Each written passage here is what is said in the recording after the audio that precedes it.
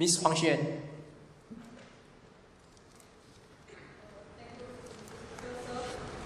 In being allowed to have the last comment on this issue before the Minister's response, I'm really honored to attempt rounding up some of what we have said into 3 main points. The first of which is the questionable association of political activities with violence. Are we not, by sitting here itself, conducting a political activity of some sort?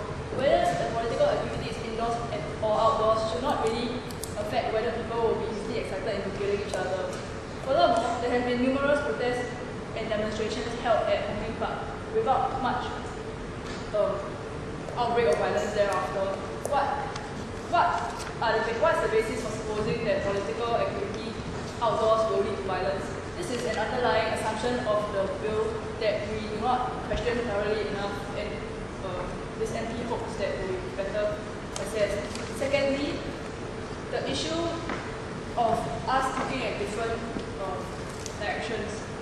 The government side seems to suggest that the issue right now seems to lie with the rules of who can do what where. But what we are suggesting as the opposition is that the PAP has too much of a presence that allows it to exit.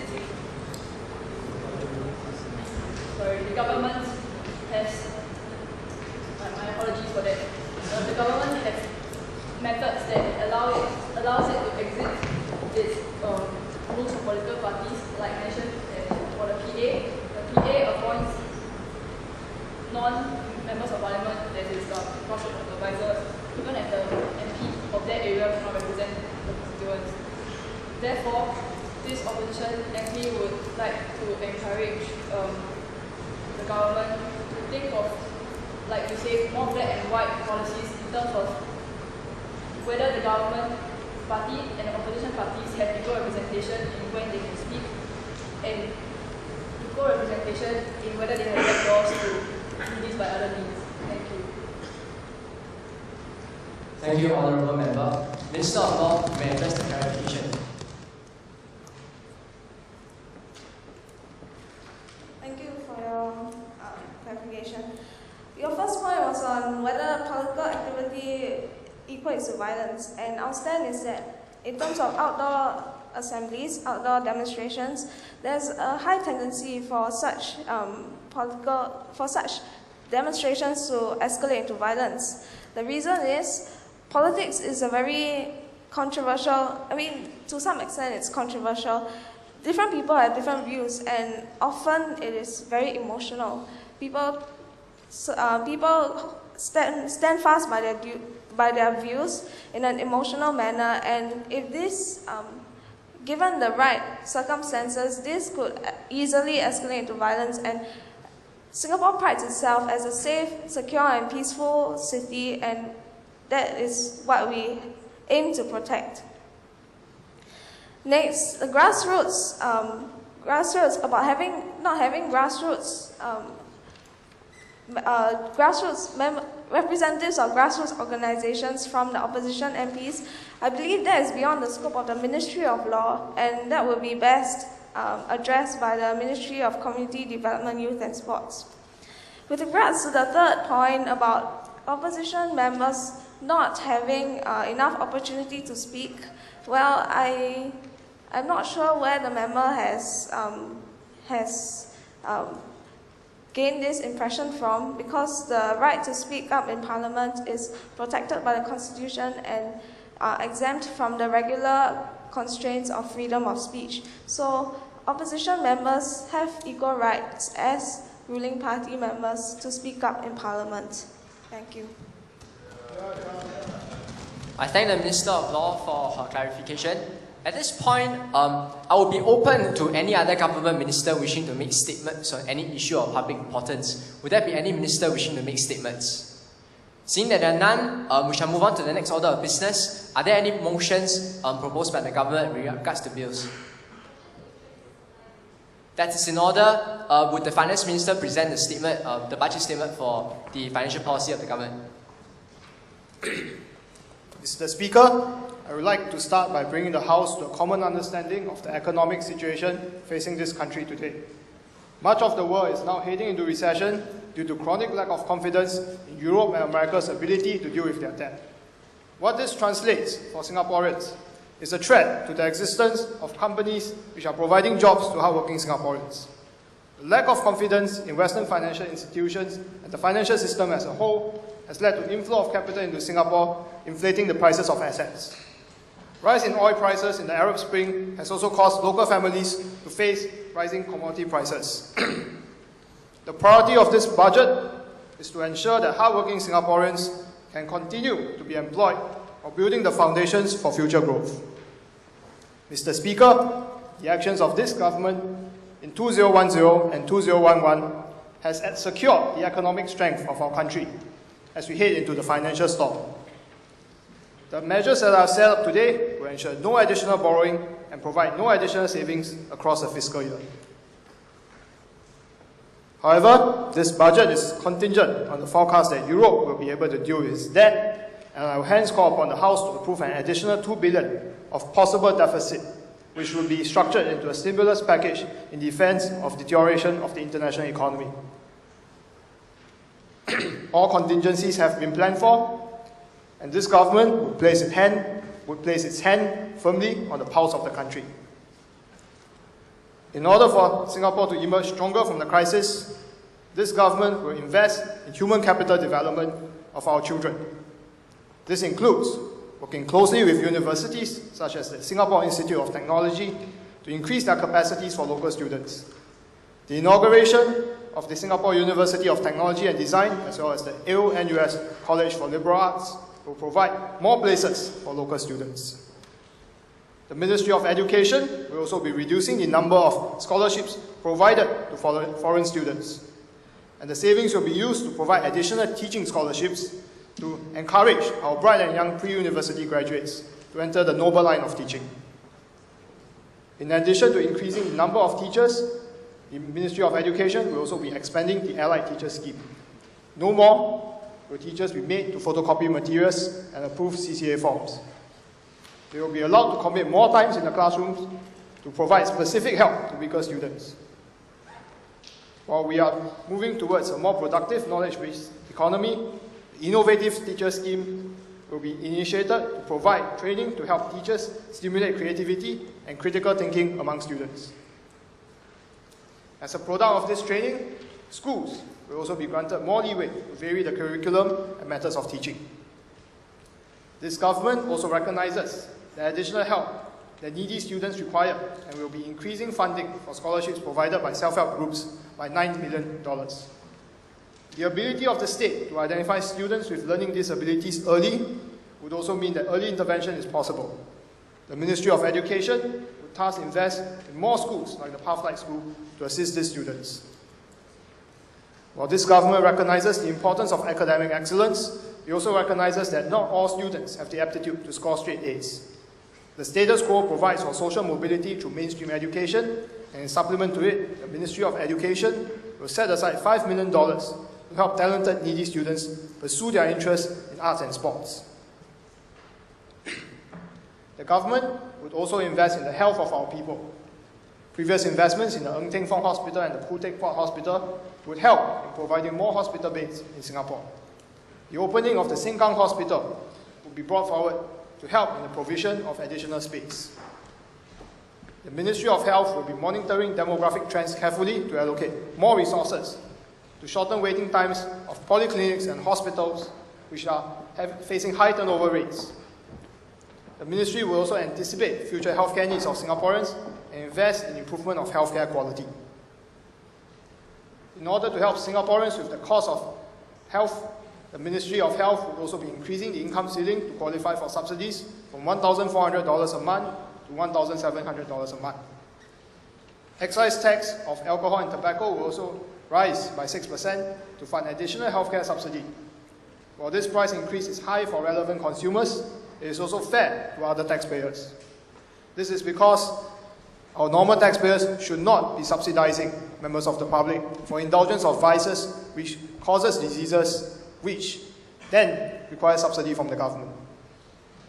While previous measures aim to subsidize healthcare through social transfer, this government also recognizes that it is a zero-sum game and And for the benefit of all Singaporeans, the Ministry of Health will be looking into means to lower the cost of healthcare without compromising on quality. It is on this issue that I would also like to invite members of the House to provide suggestions in which we can do so. Part of the government's strategy in this area will include the pioneering of a medical service union to improve the bargaining power of local practitioners and purchasing drugs and equipment, as well as the pioneering of a research trust through collaboration with developed countries to seek solutions reducing healthcare costs. Singapore has always led the world in healthcare provision and will step up its presence in the global stage. In face of rising life expectancy of Singaporeans, the CPF savings for locals will be increasingly insufficient to fund the retirement of Singaporeans. Healthcare costs of an aging population will also strain public finances in the future. The Ministry of Manpower will be raising retirement age from 62 to 65 next year, before gradually raising it to 68. This is to ensure that Singaporeans can have the privilege of a dignified retirement. Australia, America, Germany and Britain have all taken similar steps, and Singapore, with a higher life expectancy than all of them, must do the same. This government also recognizes the need to invest in public infrastructure, and will be doing so to improve the capacity of the Stamford Canal. I believe my honourable friend, the Minister of Environment and Water Resources, will be able to clarify on further measures later.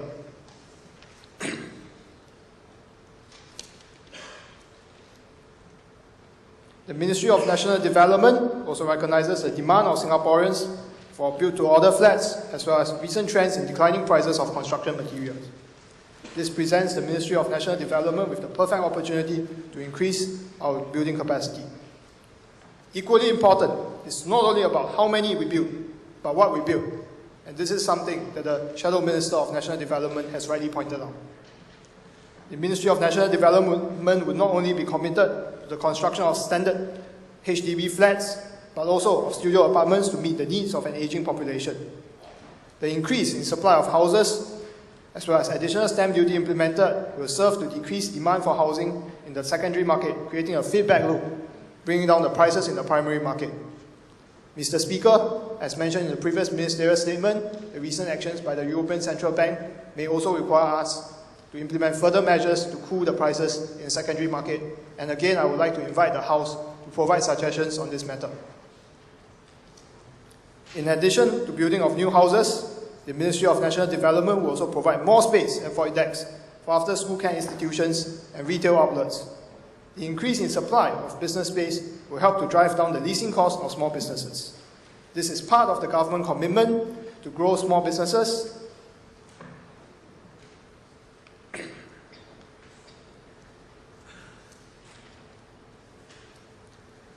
Overarching on, in line with the government's intention to build a larger civil society, the government will also be providing for further tax breaks for donations and social enterprises. The Ministry of Community, Youth, Development and Sports would also provide greater funding for VWOs, self-help groups, and the CCC Comcare Fund. The maximum disbursement cap for public assistance would also be raised from $400 to $500, and this will be paid for by increase in the casino entrance levy. This Minister of Transport has published a blueprint for future development of the MRT, and the Treasury itself has approved for the $4 billion of investment to be committed for the proposal. For our country dwarf in size as compared to Britain and America, our investment in infrastructure per capita dwarfs the two countries combined, and we are proud of this track record. The Ministry of Transport will also be empowering the Public Transport Council to better monitor our transport providers.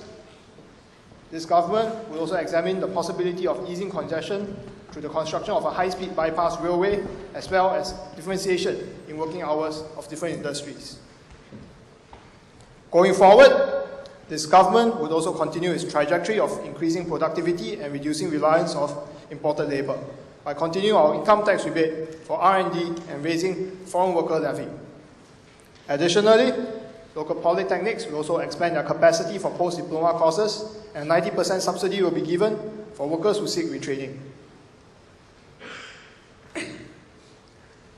The losses in confidence in Western financial systems have provided an unprecedented opportunity for Singapore. The Ministry of Finance will be implementing measures to grow the debt market, and I welcome the House to contribute on how can we grow the equity market. The Monetary Authority of Singapore will also be empowering the Credit Bureau to improve the credibility of loans in the market. This will in effect reduce the interest rate spread between government bonds and private bonds, allowing for greater extension of credit in the private market, and this should be agreeable by the Shadow Minister of Finance. Bank regulations will also allow for more competitive pricing of depository interest rates, leading to greater security for local depositors. The government understands the difficulties that people are facing and will reduce the GST from 7% to 5%. This is a strategic matter, and I will be happy to explain. In actual effect, part of the explanation was made to the Shadow Minister of Finance in the previous question time as well. The income gap created will be closed by increased income and corporate tax in 2013, as well as a decrease in defense expenditure. This is on contingent that Europe would be able to solve its debt crisis, and if the crisis persists, we may need to employ more expansionary fiscal policies in the future. And in the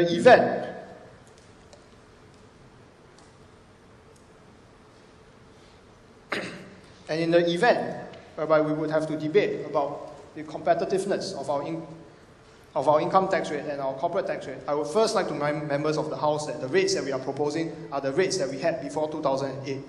And in addition to that as well, most of the Western countries in the world will be enacting strong austerity following the debt crisis in order for them to consolidate their public finances. And we see this as an opportunity to attract investors, and a 1% increase is inconsistent with the recommendations made by Professor Basan from the National University of Singapore, and we do not see it affecting our future competitiveness.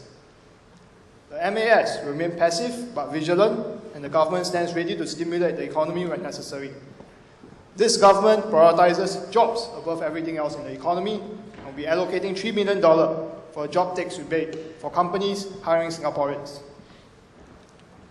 Mr. Speaker, all that we are doing today, providing job security to Singaporeans, keeping interest rates low, helping where we can, and above all, investing in the future.